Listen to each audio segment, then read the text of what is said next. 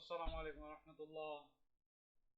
This is the last lecture of Financial and Managerial Accounting course in this semester, which is Business Ethics and Corporate Social Responsibility, which accountants or auditors ensure. So let's begin today's class with the proper definition of business ethics and CSR, which refers to the principles, values, and standards that guides the behavior of individuals and organizations in the business environment. একটা কোম্পানিতে যারা belong করে বা একটা বিজনেসের মধ্যে যারা belong করে প্রত্যেকের মেইন প্রিন্সিপাল, তাদের ভ্যালুজ এবং স্ট্যান্ডার্ডস সবগুলো মিলিয়ে একটি কোম্পানির বিজনেস ইথিক্স ধরা হয়। শুধুমাত্র কোনো ইন্ডিভিজুয়ালকে নিয়েই যেমন একটি ইথিক্যাল বিজনেস এনভায়রনমেন্ট তৈরি করা সম্ভব নয়, ঠিক তেমনই শুধুমাত্র অর্গানাইজেশনের পরিবেশ দ্বারাও একটি বিজনেস ইথিক্যাল এনভায়রনমেন্ট তৈরি করা সম্ভব নয় যদি না ইন্ডিভিজুয়ালসরা যারা কোম্পানিতে কর্মরত রয়েছে তারা নিজেদেরকে ইথিক্যাল হিসেবে গড়ে না তোলেন। এর পাশাপাশি আমরা সিএসআর নিয়ে কথা বলতে পারি, which is the commitment of businesses to contribute positively to society and the environment beyond their economic interest, which involves addressing social, economical, environmental and ethical issues while balancing the interests of stakeholders. CSR মূলত আমাদের এমন একটি commitment যেটা কিনা আসলে শুধুমাত্র economic benefit বলেন অথবা শুধুমাত্র একটি কোম্পানি তার প্রফিট নিয়েই চিন্তা করে না, সে তার পারিপার্শ্বিক যেই সোসাইটিতে সে বিলং করছে বা যে যে এনভায়রনমেন্টে সে বিলং করছে, যেই সোসাইটিতে সে তার বিজনেস পরিচালনা করছে সেই সোসাইটির দিকেও সে খেয়াল রাখে এবং সেখানে সে এমন কিছু ফিলান্থ্রপিক কাজকর্ম করে যেগুলোর মাধ্যমে আসলে সোসাইটির উন্নতি হচ্ছে। যেমন দেখেন, যদি আপনি রাস্তা দিয়ে চলাচলের সময় খেয়াল করেন, মেইন রোডের মাঝখানে সারি সারি গাছ লাগানো থাকে এবং সেখানে সাইডে লেখা থাকে যে কোনো একটি কোম্পানি এই গাছগুলো লাগানোর ব্যবস্থা করেছে। এইটা ওই কোম্পানির জন্য হচ্ছে সিএসআর, কর্পোরেট সোশ্যাল রেসপন্সিবিলিটি। তারা সোসাইটির জন্য কিছু না কিছু রিটার্ন দিচ্ছে। তো কেন আসলে এই সিএসআরটা দরকার? এই সিএসআরটা মূলত ওই কোম্পানির রেপুটেশন এবং ব্র্যান্ড ইমেজকে বৃদ্ধি করছে, ঠিক তেমন স্টেক হোল্ডার যারা রয়েছে কোম্পানিতে তাদের ট্রাস্ট এবং ক্রেডিবিলিটি এনশিওর করছে।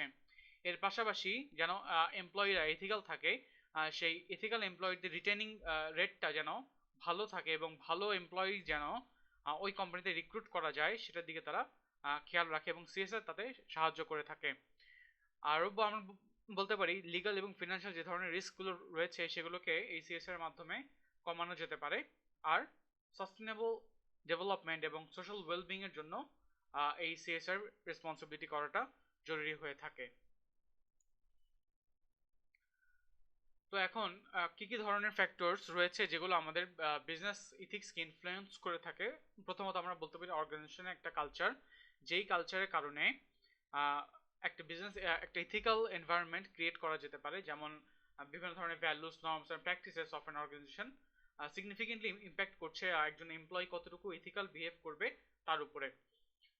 ফর এক্সাম্পল আমরা বলতে পারি, if a company prioritizes profits over ethical considerations, employees may be more likely to engage in unethical behavior to achieve targets. যদি কোনো কোম্পানিতে টার্গেট বেসিসে আমরা কাজ করে থাকি, সেখানে দেখা যায় ওই টার্গেটটাকে অ্যাচিভ করার জন্য এমপ্লয়িরা সর্বোচ্চ চেষ্টা করবে, সেটা ইথিক্যাল হোক অথবা আনইথিক্যাল হোক সেটা তারা খেয়াল করবে না।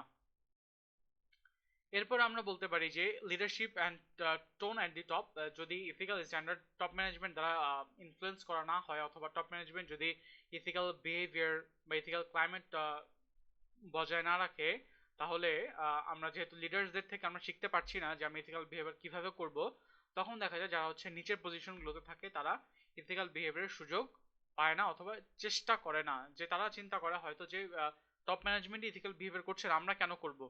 আবার যদি টপ ম্যানেজমেন্ট ইথিক্যাল বিহেভিয়ার করে, তখন যারা এমপ্লয়িজ রয়েছে তারা চিন্তা করবে যে নিশ্চয়ই টপ ম্যানেজমেন্ট ইথিক্সের উপর বেশি জোর দিচ্ছে, যার কারণে আমাদের ইথিক্যাল বিহেভিয়ার করাটা খুব বেশি জরুরি, তা না হলে আমাদেরকে বিভিন্ন ধরনের লিগ্যাল ইস্যুসের মধ্যে পড়তে হবে।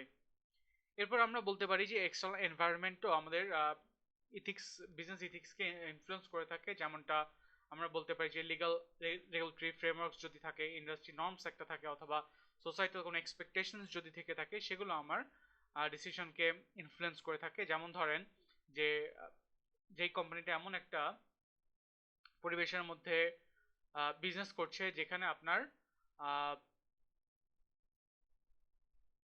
এনভায়রনমেন্টাল রেগুলেশনটা খুবই স্ট্রিক্ট, সেখানে আপনি চাইলেও ফ্যাক্টরি স্থাপন করতে পারছেন না, যেই ফ্যাক্টরিজগুলো কালো ধোঁয়া দিচ্ছে অথবা এনভায়রনমেন্টের ক্ষতি করছে, চাইলেও আপনি সে ধরনের কোম্পানি ওই সমস্ত এলাকাতে আপনি স্থাপন করতে পারছেন না। এটা একটা এনভায়রনমেন্টাল রেগুলেশনস হতে পারে, যার কারণে আপনার ইথিক্যাল বিহেভিয়ারটা মেনটেন করতে হবে।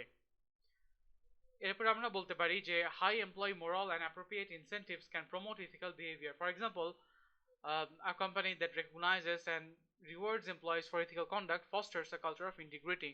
যে সমস্ত কোম্পানি দেখা যাচ্ছে যে ভালো এমপ্লয়ীদের ভালো বিহেভিয়ার বলেন অথবা ইথিক্যাল বিহেভিয়ারের কারণে তাদেরকে রিওয়ার্ড দিচ্ছে, তাদেরকে পুরস্কৃত করছে বা তাদেরকে অ্যাপ্রিসিয়েট করছে, সেই সমস্ত কোম্পানিতে দেখা যায় যে ইথিক্যাল একটা বিহেভিয়ার বা এমপ্লয়ি মোরাল অনেক হাই থাকে এবং তাদের ইনসেন্টিভসের কারণে এমপ্লয়ীদের ইথিক্যাল কন্ডাক্টও অ্যামাউন্টটা বেশি থাকে এবং এই ধরনের একটা কালচার তারা তৈরি করে যেখানে ইথিক্যাল বিহেভিয়ারটা তারা করে প্র্যাকটিস করে থাকে। আরেকটা বলতে পারি, স্টেক হোল্ডারদের প্রেশারের কারণেও আমাদের ইথিক্যাল বিহেভিয়ারটা একটা বিজনেসে ইথিক্যাল বিহেভিয়ারটা বজায় থাকা সম্ভব, যখন কাস্টমার অথবা ইনভেস্টররা সোশ্যাল রেসপন্সিবিলিটিকে ভ্যালু করবে এবং তখন দেখা যায় যে আমাদের একটা কোম্পানি সিএসআর এর দিকে বেশি ঝুঁকে যায় এবং ইথিক্যাল বিহেভিয়ারটা মেনটেন করার চেষ্টা করে। এখন আমরা একটু প্র্যাকটিক্যালি দেখার চেষ্টা করব যে আসলে কোম্পানির ক্ষেত্রে বিভিন্ন এথিক্যাল ডিলেমা কি হতে পারে। এথিক্যাল ডিলেমা বলতে আমরা বোঝাচ্ছি কি ধরনের এথিক্যাল সিচুয়েশন তৈরি হতে পারে যে সমস্ত জায়গায় হচ্ছে টপ ম্যানেজমেন্টের ডিসিশন নেওয়া দরকার যে কখন কোন কাজটা করলে আমাদের কোম্পানির জন্য ইথিক্যাল হবে। তো আমরা এখানে দুটো এক্সাম্পল, একটা পয়েন্ট থেকে আমরা দুটো এক্সাম্পল দিতে পারি। যেমন দেখেন যে corporate philanthropy versus profit maximisation, deciding whether to invest resources in CSR initiatives that benefit society or may not directly focus solely on profit maximization. একটা কোম্পানি যখন প্রফিট ম্যাক্সিমাইজেশনের দিকে ঝুঁকে পড়ে তখন তারা চিন্তা করে যে আমরা প্রফিট ম্যাক্সিমাইজেশনই করতে থাকবো নাকি আসলে আমরা সিএসআর এর জন্য কিছুটা চেষ্টা করব, যেটা করলে আমাদের সোসাইটি বেনিফিটেড হবে এবং আমাদের নামটা মানুষের কাছে ছড়িয়ে যাবে এবং আমরা এই কারণে আমাদের সুনামটা বৃদ্ধি পাবে। শুধু এটা করব নাকি আমরা শুধুমাত্রই প্রফিটটাকে বাড়িয়ে তুলবো, এরকম একটা সিচুয়েশনের মধ্যে একটা যে কোনো কোম্পানি পড়তে পারে। তখন টপ ম্যানেজমেন্ট চিন্তা করবে আমরা কোন ধরনের ডিসিশন নিব। ফর এক্সাম্পল, আমরা যদি এখানে দেখি a technology company has the option to allocate funds for a social project that provides computer training to unprivileged students. However, shareholders expect higher profits and may question the investment in social initiatives. আরেকটা example হতে পারে সেটা হচ্ছে যে আমরা যদি বলি এনভায়রনমেন্টকে আমরা খেয়াল করব নাকি আমরা কস্টকে এফিশিয়েন্ট করব, কস্ট এফিসিয়েন্সি আমরা মেনটেন করব, সেটা আরেক ধরনের ডিলেমা হতে পারে। যেমন দেখেন, organizations may encounter ethical dilemmas concerning environmental sustainability and cost efficiency. Sustainable practice often involve higher upfront costs, leading to conflicts when trying to balance ecological concerns and financial viability. For example, a manufacturing company can choose between using eco-friendly materials that are more expensive or traditional materials that are cheaper but have a larger environmental impact. For example, দেখেন আমরা যদি বাংলায় কোনো একটা example দিই, তো আপনারা যদি জুসের প্যাকেট খেয়াল করেন, এখন আমাদের জুসের প্যাকেটগুলো টেট্রা প্যাকে সার্ভ করা হচ্ছে। টেট্রা প্যাক হচ্ছে আপনার কাগজ দিয়ে তৈরি করা হয়, এমন বিভিন্ন লেয়ার একসাথে করে, অনেকগুলো লেয়ার একসাথে করে এই টেট্রা প্যাকটা বানানো হচ্ছে, যেটার মধ্যে জুস দিয়ে সেটাকে সেল করা হচ্ছে। সেটা অনেকদিন পর্যন্ত ভালো যেমন থাকে, তেমনি আমরা যখন এটাকে ফেলে দিচ্ছি তখন সেটা মাটির সাথে বেশ কিছু সময় পর সেটা মিশে যাচ্ছে। কিন্তু এটার বদলে আমরা যদি নর্মাল প্লাস্টিকের বক্স ব্যবহার করি অথবা প্লাস্টিকের প্যাকেট ইউজ করি, সেক্ষেত্রে কিন্তু এটা ইকো ফ্রেন্ডলি না। এটা কিন্তু প্লাস্টিক কিন্তু মাটির সাথে মিশছে না এবং সেটা কিন্তু আমাদের এনভায়রনমেন্টকে আস্তে আস্তে দূষিত করে দিচ্ছে। তো কিন্তু এটা কিন্তু অনেক চিপার, প্লাস্টিকের প্যাকেট ইউজ করা কিন্তু অনেক চিপ, কিন্তু কাগজের যে ম্যাটেরিয়াল আমরা টেট্রা প্যাক বলছি এটা কিন্তু অনেকগুলো প্রসেসের মধ্যে দিয়ে যেতে হচ্ছে এবং এটা কিন্তু আমাদের জন্য কস্টলি। এখন একটা কোম্পানির জন্য এটা এথিক্যাল ডিলেমা হতে পারে যে আমরা এনভায়রনমেন্টাল সেই টেট্রা প্যাক ইউজ করব নাকি আমরা প্লাস্টিকের ইকো আনফ্রেন্ডলি এবং চিপার অল্টারনেটিভস গুলো ইউজ করে থাকবো। এটা একটা কোম্পানির জন্য কোম্পানির জন্য এথিক্যাল ডিলেমা হতে পারে। এখন আমরা দেখি ইন্ডিভিজুয়ালের জন্য কি কি ধরনের এথিক্যাল ডিলেমা হতে পারে, সেটা আমরা একটু খেয়াল করি। বিভিন্ন ধরনের ইথিক্যাল ডিলেমা হতে পারে, তবে মেজর কিছু ethical dilemma in work place সেটা আমরা এখানে দেখি। ফার্স্ট হতে পারে যে conflict of interest, situations where an individual's personal interest interfere with their professional duties leading to biased decisions। এরকম একটা এক্সাম্পল আমরা একটু পরে দেখবো ইনশাআল্লাহ। আমরা আগে পয়েন্টগুলো নিয়ে একটু কথা বলে নেই। ওয়ার্কপ্লেসের মধ্যে আমরা বিভিন্ন ধরনের হ্যারাসমেন্টের শিকার হতে পারি, সেটা মেল ফিমেল বোথ কেস হতে পারে। আবার আমাদের মেল ফিমেল এর ক্ষেত্রে আমাদের ডিসক্রিমিনেশনও হতে পারে, সেটা জেন্ডারের কারণে হতে পারে, বয়সের কারণে হতে পারে, রিলিজনের কারণে হতে পারে, রেসের কারণে হতে পারে। এটা আমাদের দেশে বলেন অথবা বিভিন্ন অন্য দেশেও এগুলো অনেক বেশি পরিমাণে হয়ে থাকে, যেখানে রেস অথবা জেন্ডারের কারণে হ্যারাস করা হয়ে থাকে, অথবা আপনার ব্ল্যাক অ্যান্ড হোয়াইট বলেন অথবা রিলিজনের কারণেও অনেক ডিসক্রিমিনেশন করা হয়ে থাকে। আরেকটা ইথিক্যাল ডিলেমা হতে পারে হচ্ছে হুইসল ব্লোয়িং অ্যান্ড রিপোর্টিং, যেখানে আপনি একজন ইন্ডিভিজুয়াল হিসেবে দেখতে পাচ্ছেন আপনার কোম্পানিতে আনইথিক্যাল বিহেভিয়ার হচ্ছে এক্সটার্নালি এবং ইন্টারনালি এবং এক্সটার্নালি। আপনি সব কিছু জানেন বুঝেন, কিন্তু আইদার আপনি এটাকে ব্লো করবেন, আপনি বাঁশিটাকে বাজাবেন, নাকি বাজাবেন না। Either you blow the whistle or not, it is depending on you. তো এরকম অনেকগুলো কেস আমাদের রিয়েল লাইফে আমরা যদি নিউজ দেখি, এখানে অনেকগুলো আমাদের এক্সাম্পল পাওয়া যায়। যদি আপনারা ফার্দার স্টাডিজ করতে চান অবশ্যই আপনারা ইন্টারনেটে সার্চ করে দেখবেন, হুইসল ব্লোয়িং এর অনেক সুন্দর সুন্দর আর্টিকেলস রয়েছে। তো সেগুলোতে কিভাবে তারা হুইসল ব্লো করলো এবং তাদেরকে কিভাবে প্রোটেকশন দেওয়া হচ্ছে এবং কোম্পানি থেকে কিভাবে তাদের এগেনস্টে লসুট করা হয়েছে সেগুলো সেখানে উল্লেখ করা হচ্ছে। আরেকটা কাজ করা আরেকটা ইথিক্যাল ডিলেমা হতে পারে যে প্রাইভেসি অ্যান্ড ডাটা প্রোটেকশন, যেখানে the challenge of balancing business needs with respecting the data privacy rights and of customers and employees are very much effective। and তো সেটাও আমরা দেখতে পারি যে আসলে ইথিক্যাল ডিলেমা আমাদের ওয়ার্কপ্লেসে কিভাবে হতে পারে, যে আপনি যদি ডাটা প্রোটেকশন আপনার হাতে থাকে, আপনার যদি ইনফরমেশন থাকে এবং আপনি যদি সেটা ডিসপার্স করে দেন মানুষের কাছে, পাবলিকের কাছে, সেটা কিন্তু আনইথিক্যাল বিহেভিয়ার হচ্ছে এবং সেটা কোম্পানির পলিসির এগেনস্টে চলে যাচ্ছে। তো সেটা একটা ইথিক্যাল ডিলেমা হতে পারে।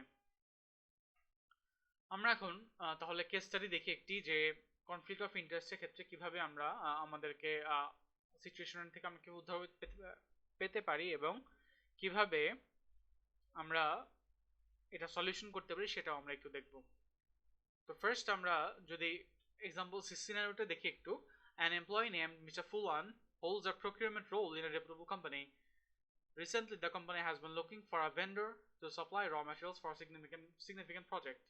As a part of his responsibilities, Mr. Fulan is tasked to selecting the vendor who will provide the best quality materials at the competitive prices. During the vendor selection process, Mr. Fulan discovers that one of the potential vendors is owned by his close relative, who happens to be his cousin. That this vendor is offering a slightly better deal than the other vendors in terms of both quality and price. তো দেখা গেল mister ফুলান হচ্ছে একটি কোম্পানির জন্য vendor selection করবে এবং সে হচ্ছে বিভিন্ন ধরনের পারচেজের ক্ষেত্রে র মেটেরিয়ালস পারচেজের একটি বড় ভূমিকা রাখছে। সে যখন তাকে ভেন্ডর সিলেকশনের জন্য দেওয়া হলো যে কিনা বেস্ট কোয়ালিটি প্রোডাক্ট দিবে এবং কম্পিটিটিভ প্রাইসের মধ্যে। তো এই ভেন্ডর সিলেকশন প্রসেসের মধ্যে তিনি দেখতে পেলেন যে একজন ভেন্ডর আছেন, সে হচ্ছে ওই মিস্টার ফুলানের খুবই কাছের একজন রিলেটিভ, যে কিনা তার কাজিন। কিন্তু সেই ভেন্ডরটা কি করছে, খুবই ভালো ডিল দিচ্ছে, মানে তার র মেটেরিয়ালসগুলো খুবই ভালো এবং তেমনি প্রাইসটা খুবই কম, অন্যান্য ভেন্ডরদের থেকে প্রাইসটা খুবই কম। তো এখন এথিক্যাল ডিলেমাটা হচ্ছে মিস্টার ফুলন এখন কি করবে, যে তিনি একজন এমপ্লয়ি হিসেবে সে এই জিনিসটা তার টপ ম্যানেজমেন্টকে জানাবে নাকি জানাবে না, যেহেতু এটা কোম্পানির জন্য ভালো, কিন্তু যদি তাকে কেউ আস্ক করে যে আপনি আপনার কাজিনকে দিচ্ছেন এবং ভালো বলে মিথ্যা প্রতিপন্ন করছেন, তখন সেটা মিস্টার ফুলানের এগেনস্টে চলে যাবে। তা এখন আমরা দেখি এখানে তিনি কি করতে পারেন। এখানে যেটা হচ্ছে যে এথিক্যাল প্রিন্সিপালটা আমাদের চিন্তা করতে হবে সেটা হচ্ছে ইন্টিগ্রিটি, আর objectivity and fairness, conflict of interest and loyalty to the company। চারটা জিনিস যদি মিস্টার ফুলানের মধ্যে না থাকে তাহলে কিন্তু তিনি পরবর্তীতে বিপদে পড়বেন। যেমন দেখেন, যদি ইন্টিগ্রিটি তার মাঝে না থাকে তাহলে কি হবে, সে ডিসঅনেস্ট অ্যাক্টের মধ্যে চলে যাবে এবং ইথিক্যালি সে বিহেভিয়ার করবে না, সে তার পার্সোনাল রিলেশনশিপসকে ইনফ্লুয়েন্সের মাধ্যমে নেপোটিজম করবেন। কিন্তু যদি তার মধ্যে ইন্টিগ্রিটি থাকে তাহলে সে কখনোই সে তাহলে অনেস্টলি এবং ইথিক্যালি বিহেভিয়ার করার চেষ্টা করবে এবং সে কখনোই পার্সোনাল রিলেশনশিপকে প্রফেশনাল ডিসিশনের ঊর্ধ্বে প্রাধান্য দিবে না। সে যদি অবজেক্টিভিটি এবং ফেয়ারনেস মেনটেন করে থাকে তাহলে সে ভেন্ডর সিলেকশন প্রসেসটাতে সে হচ্ছে আনবায়াসড থাকবে এবং সে তার ফেভারিটিজম এবং মেরিটস ফেভারিটিজমকে সে প্রাধান্য দেবে না, বরং সে তার মেধা এবং সিচুয়েশনকে প্রাধান্য দিয়ে সে ভেন্ডর সিলেকশনের দিকে চলে যাবে। আরেকটা ইস্যু তাকে খেয়াল রাখতে হবে, সেটা হচ্ছে যে কনফ্লিক্ট অফ ইন্টারেস্ট থেকে তাকে তাকে মুক্ত থাকতে হবে, যেন সে অবশ্যই সে যে ডিসিশনটা নিচ্ছে সেটা যেন সে প্রপারলি ডিসক্লোজ করে তার টপ ম্যানেজমেন্টকে, যে সে যেই ভেন্ডরকে সিলেক্ট করছে বা যেই প্রাইসে সেটাকে অ্যাকসেপ্ট করছে সেটা অবশ্যই ভালো এবং সেখান থেকে কোম্পানি বেনিফিট হতে পারে, কিন্তু সেটা হচ্ছে তার ক্লোজ রিলেটিভ, সেটাও তাকে ডিসক্লোজ করতে হবে। আরেকটা ইস্যু হচ্ছে যে লয়ালটি তো কোম্পানি অবশ্যই থাকতে হবে, এমপ্লয়ার হিসেবে তাকে কোম্পানির প্রতি লয়াল হতে হবে এবং কোম্পানির জন্য যেটা ভালো সেটা অবশ্যই তাকে অ্যাকসেপ্ট করতে হবে। আর ফাইনালি কনফ্লিক্ট অফ ইন্টারেস্ট যদি হয়ে থাকে সেটাকে সে কীভাবে হ্যান্ডেল করবে, তাকে অবশ্যই ইমিডিয়েটলি ডিসক্লোজ করতে হবে, যে ট্রান্সপারেন্সি অবশ্যই তাকে মেনটেন করতে হবে, সেটা কাজিনের থেকে নিচ্ছে সেটা তাকে মেনশন করতে হবে। এবং আরেকটা হতে পারে সে তাকে নিজেকে ওই ডিসিশন নেওয়ার থেকে সরিয়ে ফেলতে পারে, যেন সে টপ ম্যানেজমেন্টকে ডিসক্লোজ করে বলবে যে এটা আমার কাজিন এখানে রয়েছে কিন্তু সে ভালো একটা ডিসিশন নিচ্ছে, এখন আপনি আমাকে বাদ দিয়ে অন্য কাউকে এই দায়িত্ব দেন, সে যেন আনবায়াসলি ডিসিশনটা নিতে পারে, এবং যদি এখানে আমার কাজিন ভালো সার্ভিস প্রোভাইড করতে পারে তো আপনি তাকে দিয়ে তাকে সিলেক্ট করেন, তাহলে এটা আমার থেকে কনফ্লিক্টে যাবে না। সে ইম্পার্শাল ইভ্যালুয়েশন অবশ্যই করে থাকবে এবং তার রেসপন্সিবিলিটি সে ডেলিগেট করে দিতে পারে, বিভিন্ন কলিগের মাঝে তাকে ডেলিগেট করতে পারে যাদের কোনো পার্সোনাল ইন্টারেস্ট থাকবে না, অথবা সে টপ ম্যানেজমেন্ট থেকে গাইডেন্স এবং সাপোর্ট আশা করতে পারে। এবং ফাইনালি সে অবশ্যই পুরো প্রসেসটাকে ডকুমেন্টেশন করবে, যেন পরবর্তীতে তার নামে কেউ কোনো অপবাদ দিতে না পারে অথবা তাকে অ্যাকিউজ করতে না পারে যে কিনা তিনি যা করেছেন সেটা ইচ্ছাকৃতভাবে করেছেন বা অন্যকে ঠকিয়ে নিজের কাজিনকে বেশি প্রাধান্য দিচ্ছেন, এমনটা যেন কেউ বলতে না পারে। সেজন্য তাকে অবশ্যই পুরো প্রসেসটাকে ডকুমেন্টেশন করতে হবে। তো এর মাধ্যমে আমাদের ফিনান্সিয়াল ম্যানেজার অ্যাকাউন্টিং পুরো কোর্সটি শেষ হচ্ছে। সবাই ভালোভাবে এক্সাম দেবেন ইনশাআল্লাহ। Hopefully we'll meet in the future inshallah. Assalamu alaikum wa rahmatullahi wa barakatuh.